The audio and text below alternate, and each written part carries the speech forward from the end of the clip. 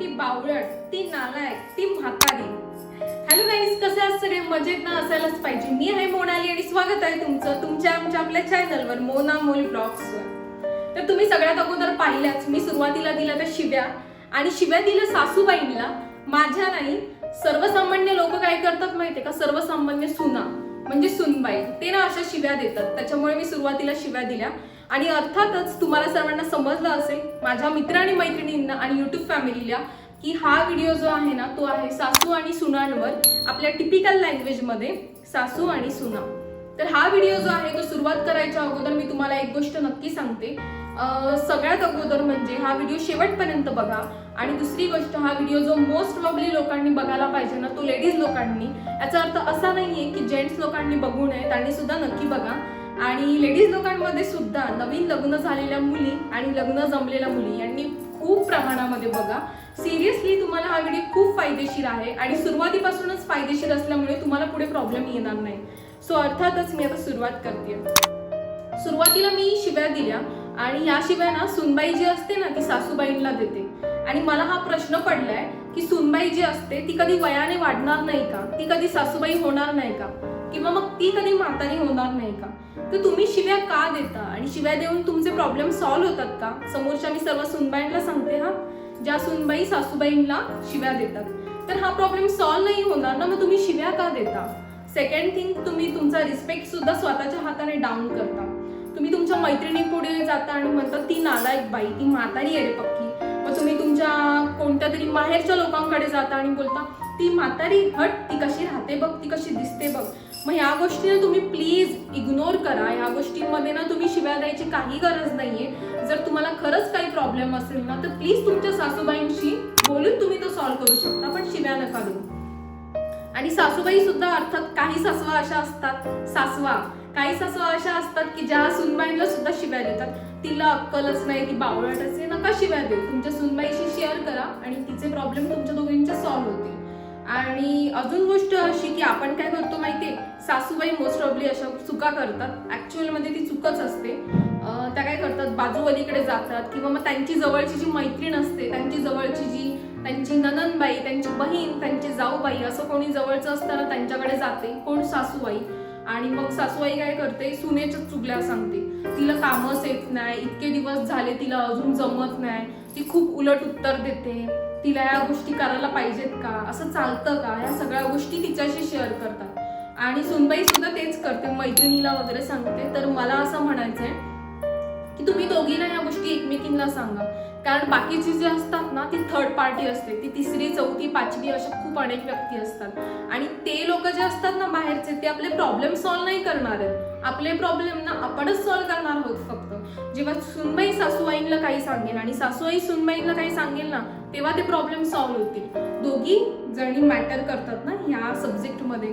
So दोघीच जणी problem solve करणार आहेत, तिसरा तर कोणी सॉल्व्ह करणार नाहीये ना. मग मला असं म्हणायचं की तिसरं कोणाला जाऊन का सांगता तुम्ही?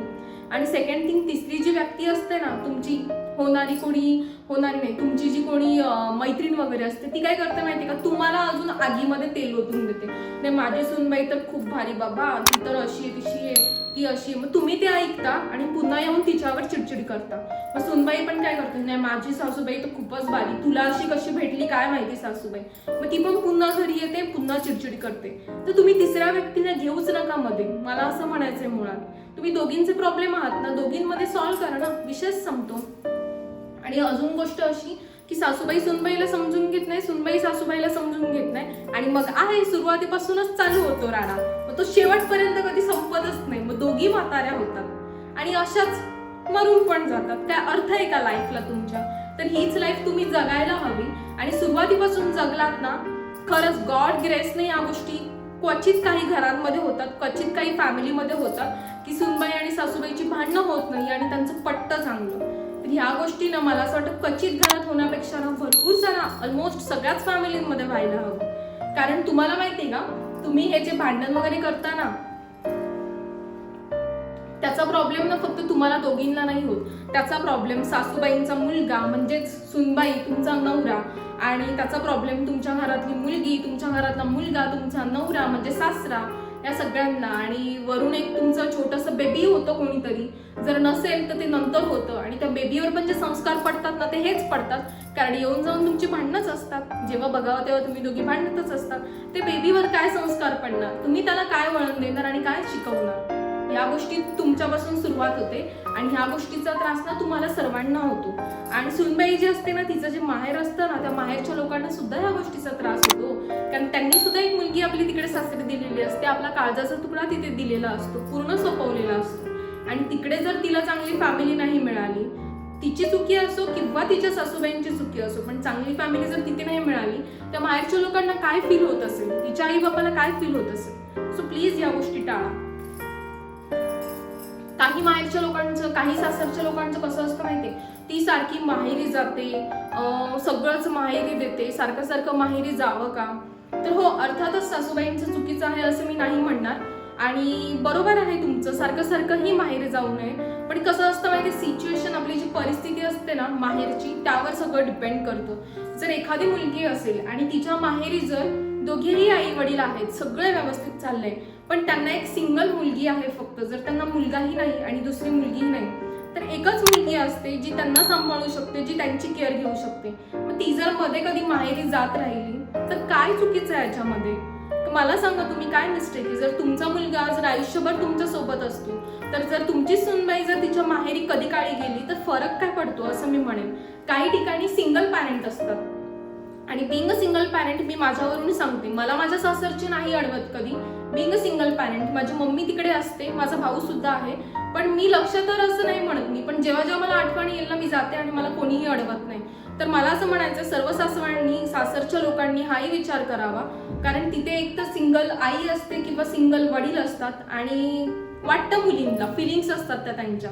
सो प्लीज ह्या गोष्टीचं तुम्ही लक्ष द्या, कारण ह्या गोष्टी ना खूप मॅटर करतात आपल्या आयुष्यामध्ये, आपल्या लाईफमध्ये जगण्यासाठी ना खूप मॅटर करतात. आणि अजून एक गोष्ट अशी बोलते की सुनबाईंना तुम्ही काय करता माहिती का, तुम्ही खूप फिरता, एन्जॉय करता, तुम्ही तुमची लाईफ जगता, मला सगळं मान्य आहे, तुमची लाईफ जगायला पण हवी, पण तुम्ही हे लक्षात नाही घेत आहात की तुम्हाला जो नवरा मिळाला ना, तो तुमच्या सासूबाईंमुळे मिळालाय. जर तुमच्या सासूबाईच नसत्या ना, तर आज मिळालेला तुम्हाला हा नवरा तुमच्या जवळ नसता.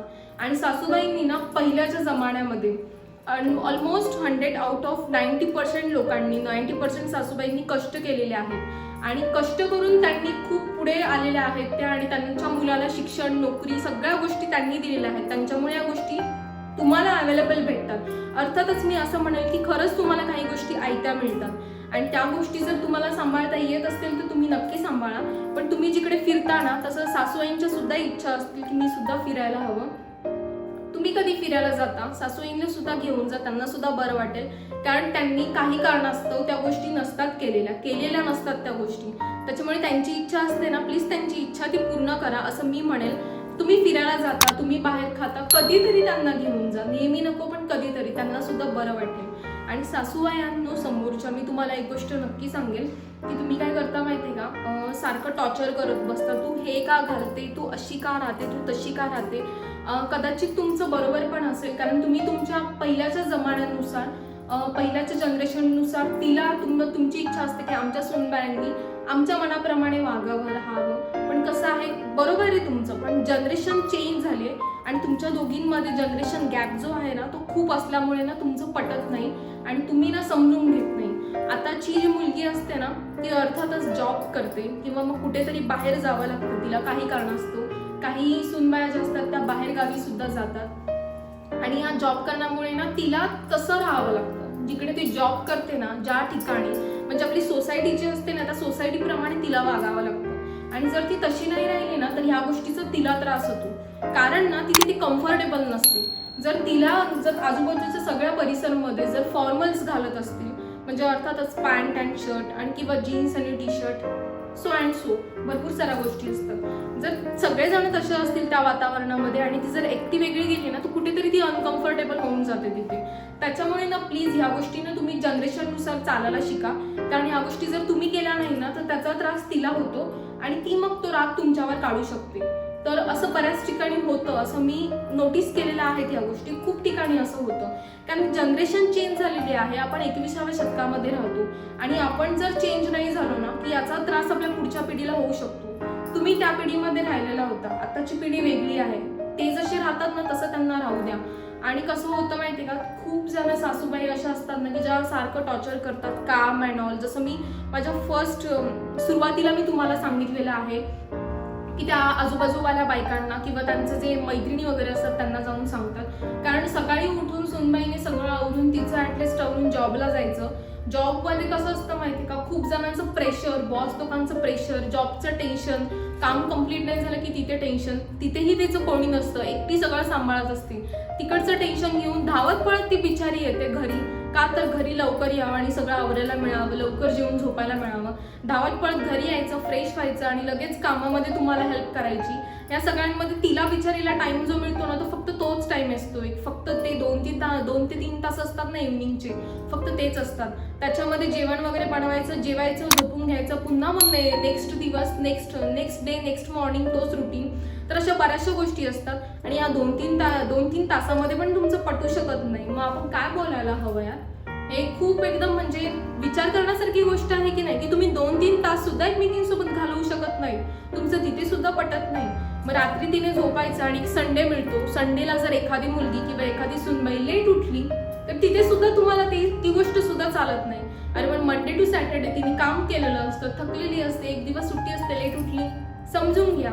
या बऱ्याचशा गोष्टी असतात ना ज्या सासूबाईंना पटत नाही. आणि सूनबाई असतात ना त्याही तशाच आहेत, त्यांच्यामध्येही काही फरक नाही. कारण ठीक आहे, आपण सासूही आपल्या काहीतरी बोलतात, त्या आपल्यापेक्षा वयाने, मानाने, सगळ्याच गोष्टींमध्ये मोठ्या असतात. जर त्या आपल्याला काही बोलल्या तर आपण समजून घेऊ ना, काय हरकत आहे? तुम्हाला जर चांगलंच माहिती आहे ना की त्यांचा आणि आपला जमाना वेगळा आहे, मग समजून घेऊ. त्यांना उलट बोलता कामा नये. एखादी गोष्ट तुम्ही समजावून सांगा की आई असं असं होतं आणि आई असं असं आता आहे, मग मी अशी राहू का, मी अशी करू का?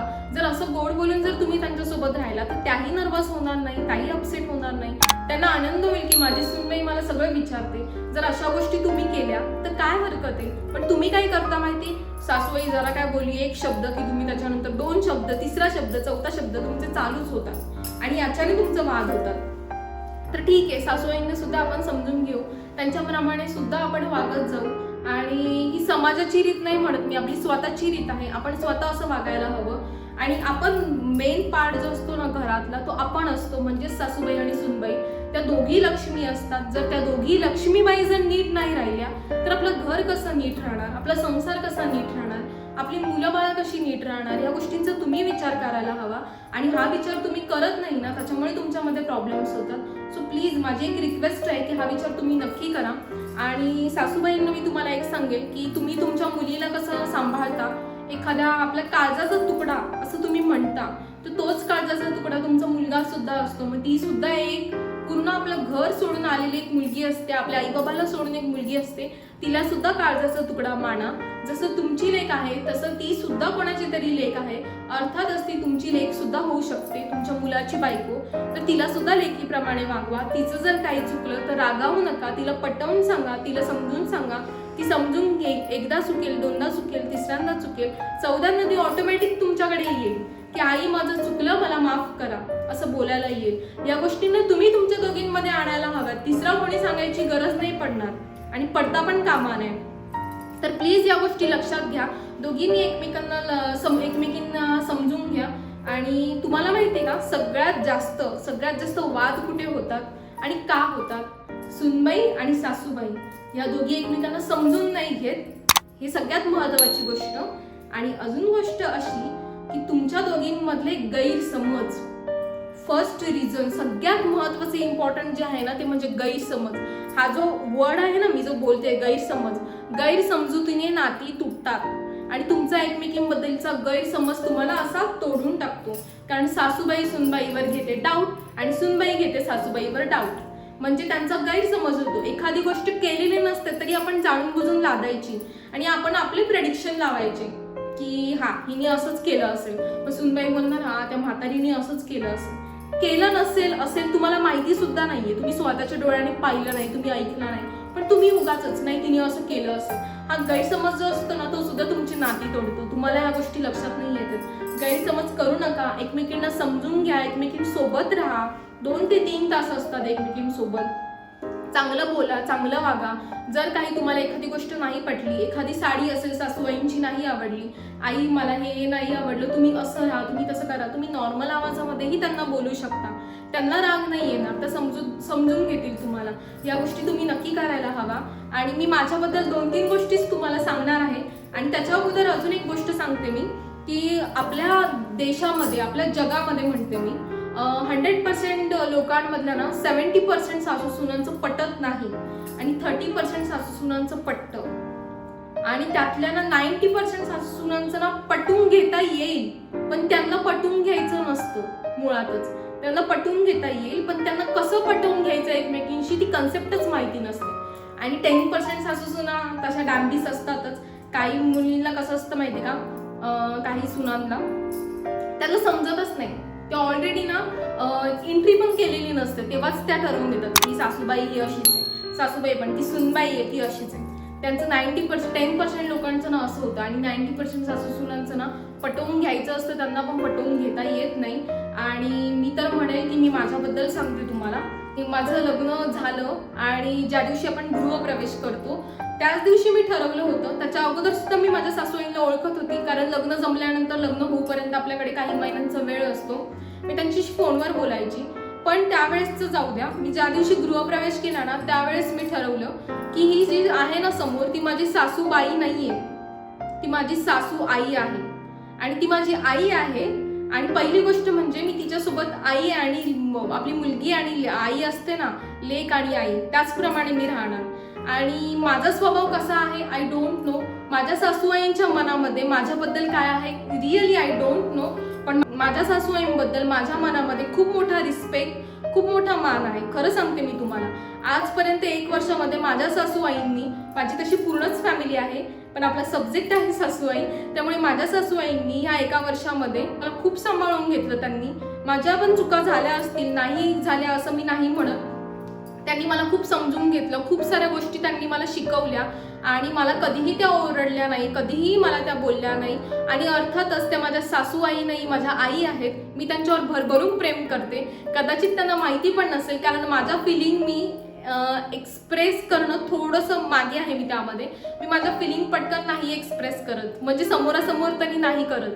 माझा जो लव्हन आहे ना, माझा नवरा, मी त्याच्यासोबत थोडंफार फिलिंग एक्सप्रेस करते, पण दुसरा कोणासमोर मी माझ्या फिलिंग नाही एक्सप्रेस करत. त्यामुळे मला ना त्यांच्याबद्दल खूप प्रेम आहे आणि खूप आपुलकी आहे. आणि हीच ना शेवटपर्यंत असणार, याची सुद्धा मला स्वतःला गॅरंटी आहे. कारण मला माहिती की त्या काय आहेत आणि त्यांच्याबद्दल मी खूप काही बोलू शकते. पण मला असं वाटतंय सध्या आपल्याकडे तेवढा टाइम पण नाही आणि आपला व्हिडिओ तेवढा मोठा नाही होऊ शकत. मी नाही म्हणत की 4-5 दिवस लागतील, पण काही आवर्स लागतील आणि तेवढा आवर्स आपण व्हिडिओ नाही करू शकत. त्याच्यामुळे मी त्यांच्याबद्दल नाही सांगत. पण तुम्हाला नक्कीच समजेल, कारण जसं मी माझ्या फर्स्ट व्हिडिओमध्ये बोलली होती की माझी लाईफ मला तुमच्यासोबत शेअर करायची. तर अर्थातच माझ्या लाईफमधला पार्ट माझी सासूबाई सुद्धा आहेत, त्यामुळे त्यांच्याबद्दल सुद्धा तुम्हाला नक्की समजेल. त्या सुद्धा माझ्या व्हिडिओजमध्ये असणार. तर माझ्या सासूबाईंबद्दल बोलण्यासारखं खूप सारं आहे. तुम्ही म्हणाल की हा तुझा मोठेपणा आहे, तर हा माझा मोठेपणा नाही आहे. मला त्या खूप खूप आवडतात. आय डोंट नो त्यांना काय वाटतंय माझ्याबद्दल, पण मला खूप फिलिंग्स आहेत त्यांच्याबद्दल आणि मी त्या एंडपर्यंत असणार. आणि त्या सासूबाईंमुळे मला एवढी चांगली फॅमिली मिळाली आणि मला एवढा चांगला नवरा मिळाला. तर मैत्रिणींनो, मला असं वाटतंय की तुम्ही सुद्धा ह्याच गोष्टी माझ्यासारख्या बोलायला हव्या. इथपर्यंत तुम्ही वेळ आणा. आणि जर तुम्हाला काही खरोखर सिरियसली एकदम प्रॉब्लेम्स असतील तर मला इन्स्टावर DM करा. माझा इन्स्टा आयडी मी तुम्हाला डिस्क्रिप्शन बॉक्समध्ये देते. आणि जर तेही पॉसिबल नसेल तर प्लीज माझ्याशी कुठूनही कॉन्टॅक्ट करा. तुम्ही कॉन्टॅक्ट करायला हवा. मी नाही म्हणत की मला सगळ्याच काही गोष्टी जमतात, पण मी तुम्हाला नक्की हेल्प आउट करेल जेवढं मला पॉसिबल होईल. आणि लक्षात ठेवा की आता हा व्हिडिओ बघून तुम्हाला एक कुठेतरी इन्स्पिरेशन मिळालं पाहिजे, माझ्याकडून नाही पण माझ्या विचारांकडून. आणि कुठेतरी तुम्ही असं बोला की मी ही जी सुरुवात आहे ना माझ्या सासूबाईंची, माफी मागून मी आता सुरुवात करते. सासूबाईंची तुम्ही माफी मागा, सासूबाईंनी तुमची माफी मागितली पाहिजे असा याचा विचार सुद्धा करू नका. तुम्ही सुनबायांनो स्वतः पुढे जा, सासूबाईंची माफी मागा आणि त्यांना सांगा झालं गेलं ते आपण विसरून जाऊ, माझं चुकलं, मला माफ करा, आपण नव्याने सुरुवात करू. आणि खूप छान असं संसारामध्ये तुमच्या सासूबाईंना सुद्धा तुम्ही घ्या. नवरा बायको सोबत तुम्ही सगळ्या फॅमिलीने, सासू सासरे, तुमचे दीर नणंद जे कोणी असतील, खूप सुखी आणि हॅपी राहा. मी एवढंच बोलू शकते. याच्या पलीकडे आपण आता काही बोलायचं नाही आहोत. आपण आता व्हिडिओचा एंड करतोय. तर भेटूया आपण नेक्स्ट व्लॉगमध्ये. तर मैत्रिणींनो, हा व्हिडिओ तुम्ही पूर्ण पाहिला असेल ना, तर तुम्हाला खरंच खरंच थँक्यू सो मच, कारण तुम्ही हा व्हिडिओ पूर्ण पाहिला आहात आणि खरंच मला खूप मस्त वाटते की तुम्ही पूर्ण व्हिडिओ पाहिला आहात. आणि जर तुम्हाला चॅनलला अजूनही तुम्ही सबस्क्राईब केलं नसेल तर प्लीज सबस्क्राईब करा आणि असेच आपण नवीन व्हिडिओज घेऊन येणार आहोत. त्यासाठी बेल आयकॉनवर सुद्धा प्रेस करा, तिथे ऑल आहे ना तिथे प्रेस करा. व्हिडिओ आवडला असेल तर नेहमीप्रमाणे लाईक सुद्धा करा. कमेंट करून मला सांगा की तुमच्या सासूबाईंचं आणि तुमचं कसं नातं आहे, माझ्यासारखं आहे का की कसं आहे, आणि मला DM सुद्धा इंस्टावर करायला विसरू नका. भेटूया आपण नेक्स्ट व्लॉग मध्ये. तोपर्यंत bye bye, take care, see you.